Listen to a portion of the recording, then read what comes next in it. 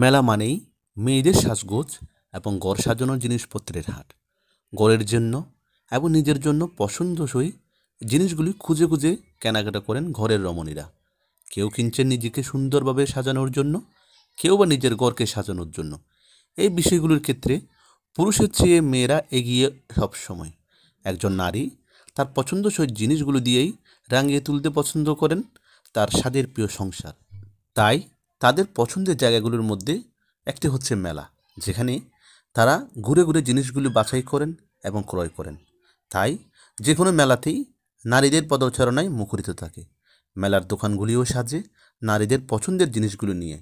তাই তো মেলাতে জুয়েলারি, মাথার ক্লিপ, বাহারি রঙিন চুড়ি, কানের দুল এবং হাত পাকা রান্নাঘরের খুঁটিনাটি জিনিসপত্র, ঘরের সাজানোর জন্য শোপিস, মাটির ব্যাংকটি অন্যতম চাহিদা যে কোনো মেলাতেই।